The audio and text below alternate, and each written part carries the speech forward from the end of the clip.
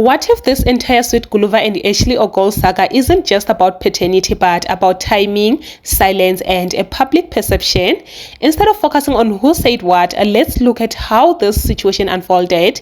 For months, Sweet Guluva remained silent while speculation grew online, especially after Ashley's viral video where she repeatedly said "Zhuang," a phrase fans quickly connected to him.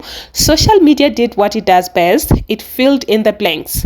Now his team has stepped forward with a statement claiming he has been trying to meet the child since 2025, attempting to follow cultural processes and privately resolve the matter, but allegedly facing refusal at every turn. They argue that confirming or denying paternity without a DNA test would be reckless, which is why lawyers are now involved.